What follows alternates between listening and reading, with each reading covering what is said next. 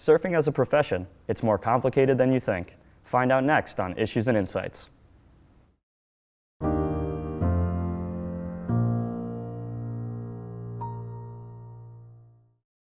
Thank you for tuning in to this episode of Issues and Insights. I'm your host, Matt McAndris, and on today's episode, I'm joined by two guests, Michael McMurray, the former Monmouth University Surf President, and Matt Capo, the current treasurer of the Monmouth University Surf Club. Gentlemen, tell me where you're from and for how long you've been surfing. I'm originally from North Jersey, but I spent my summers going to LBI. Started surfing there in middle school, around 7th, 8th grade. I've also spent my summers in LBI growing up. I started surfing when I was pretty young, but I always stuck with boogie boarding and body surfing, and then really stuck with surfing probably 3 years before college. Awesome. Now, you both say you're from LBI. That area produces a lot of professional surfers, but very few to the level of tour professionals. Why do you think that is? I just don't think that surfers from New Jersey generally get as much exposure as surfers from other places like Hawaii or Indonesia, places that a lot of professional photographers like to go to and like to film people. It's a little bit harder to get your name out there when you're from a place like New Jersey that's not really known for surfing. I think because of that, a lot of those good surfers that are from LBI, they end up going to places like Hawaii or California to really get that exposure because, it's only good so often in New Jersey in the winter. You get a swell once every 2-3 weeks, so if you want to be surfing consistently and get that exposure, you got to go somewhere else. So for Jersey, the waves may be inconsistent, but the East Coast as a whole is a fairly consistent place for waves. Would you say that's correct? I'd say so, yeah. Some may say that the East Coast produces some of the most difficult waves to perform on. Do you believe that has a role in whether or not surf companies are coming over here to increase representation among surfers?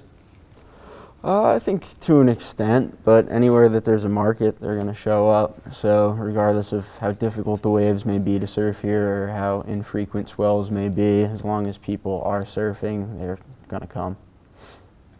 Yeah, I think that it's definitely harder to surf here. We get much steeper waves. It's harder with the 5 mils and the cold, but really there's not as much of a market here. There are pro surfers, but not as many, so you'd really have to go somewhere else to get that exposure. There are pro surfers, but not as many. The two that come to my head instantly, from Southern Florida, Kelly Slater, #1 surfer to ever exist, arguably, and Balaram Stack from Long Island. Would you say those two are the only names that instantly pop into my head, but there are plenty of other professional surfers? Would you argue that there's a lack of skill on the East Coast? Definitely not. Explain. There's plenty of very good surfers all over the place. Like you said, there's a lot of local professional surfers from LBI that are extremely good. There's plenty of guys from the Outer Banks that absolutely rip. You got Brett Barley, people like that. All up and down the coast, you can find professional level surfers. Yeah, I think there's a lot of low-key guys that are really good, but they have their local sponsorships and they probably don't really think about going pro, competing on tour. They might just have different goals, but I think if they traveled and tried to get that exposure, they could. So traveling for competitions, would you say that's something they should look into? Yeah, definitely. I think that would be a major thing that you should do. Well, competitions happen here on the East Coast, though the waves aren't always around during the specified time slots of the competition. Do you feel that East Coast surfers are given fair representation on the competitive side when asked to perform in subpar waves?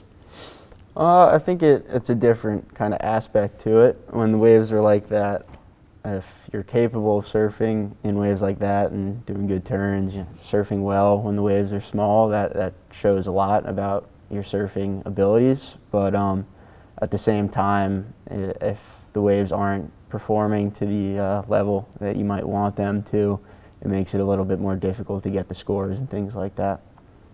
I think it shows, separates someone who's good and really good because it's hard to compete in those kind of conditions. Pick out which waves are good and really get good turns, throw airs on those waves. But definitely makes it that there's less competitions in New Jersey. We can't have them as frequently because of those waves. Infrequent competitions due to lack of waves. A solution to that may be wave pools. With wave pools taking over, do you think that they are critical in advancing the level of surfing globally? Yeah, I think there'll always be something to be said for surfing in the ocean, the unpredictability of it, and just the rawness of the nature and everything like that. But there's a lot of places where that's just simply not possible. Even if you have a coastline, you may not get waves often, or you may be completely landlocked. But a wave pool allows you to be able to surf, and it also allows for people to progress in maneuvers very far because you get the same wave over and over again, so you get a lot of practice. Yeah, I think that the draw to surfing will always be how it's unpredictable, but the people that have the assets, the money, wave pools will really help them because it's just continuing on that perfect wave every single time. And they're actually way harder to surf than you would think. Like Kelly Slater's wave pool, that thing moves so fast, there's like not much time to mess up on that, so it'll definitely help you. Well, you boys have wonderful insight. Earlier in this conversation, we talked about representation and companies coming and representing surfers here on the East Coast. I would love to talk more about that, but for now we're going to go to break, and when we come back, we'll continue the conversation with social media and how it represents surfing on the East Coast. Hey Bobo, do trees tell each other stories? I'm sorry. I'm afraid I don't know that. Hey, why don't we go find out? Listen. Can birds draw pictures? I don't have an answer for that. Dad, do stars visit their friends? Look!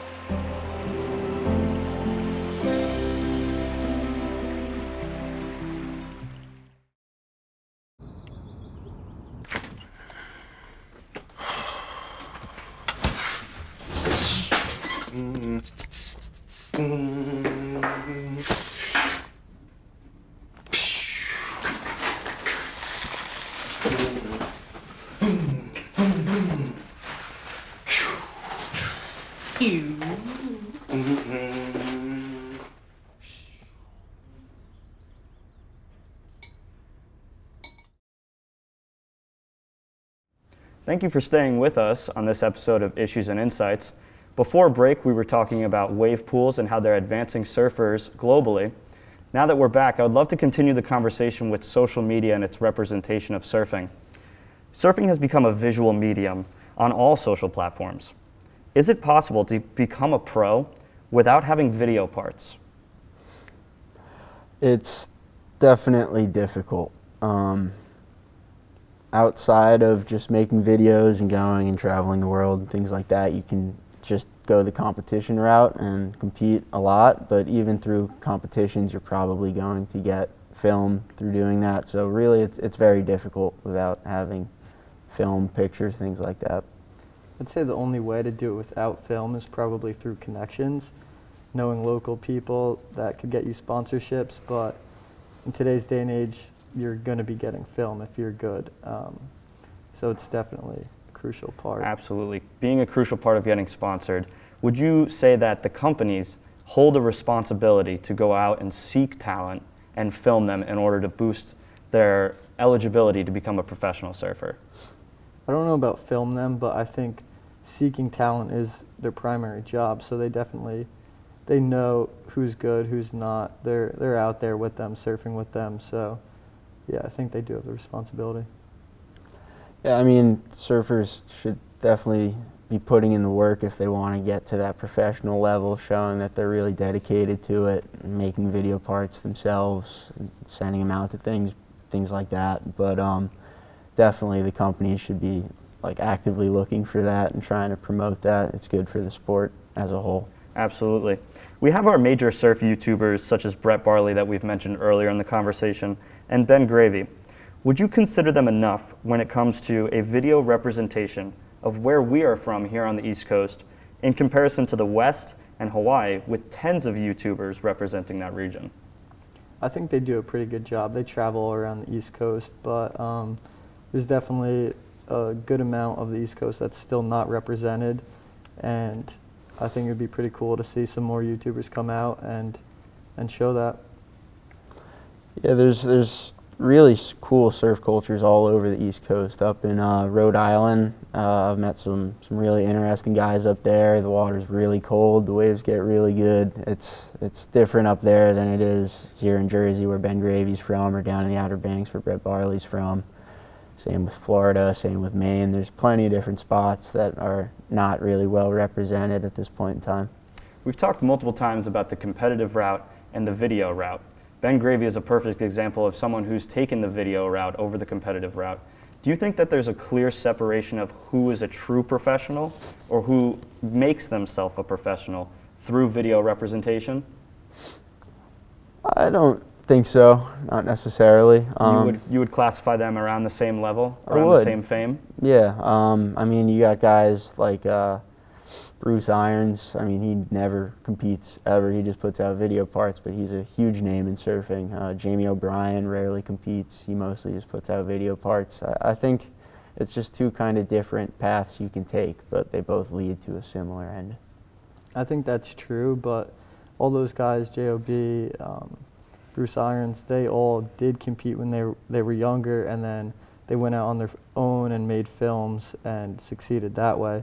But even Ben Gravy, I think he started out competing and then he found his own thing with films. I think starting out with that and like showing your worth is really where you have to start. The East Coast, we've mentioned, is consistent yet inconsistent with waves. With the future of surfing becoming more of a social medium, do you think surfers who are up and coming will have to take the competitive route at all?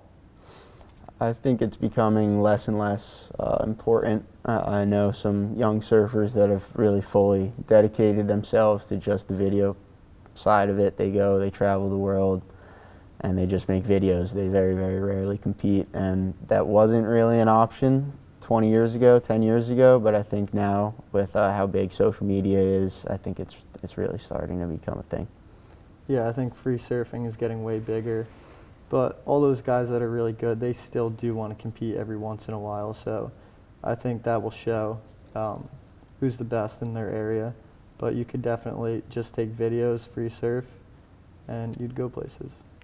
The Olympics, they debuted their surfing in Tokyo 2020 Summer Games. The same with COVID-19, it increased the amount of surfers globally by huge numbers. Do you think that we will see an increase in the competitive surfing community? If so, do you think that the WSL will expand their top 50 core tour surfers to a larger number to compete on the tour? I definitely think we're going to see more competitive surfers. As far as what the WSL is going to do, I'm not exactly sure, but I think just by there being surfing in the Olympics, things like that, there's more routes or more opportunity for people who are looking to get into professional surfing. Like the ceiling is much higher now than it used to be. Yeah, I also think the WSL will keep their current format, but there's definitely a lot more routes like we talked about before. You could do free surfing, competition. There's a lot more chances to go pro. Well, gentlemen, I'd love to thank you for your insights that you brought today to this episode of Issues and Insights. I'm your host, Matt McAndris. We will see you next time on Issues and Insights.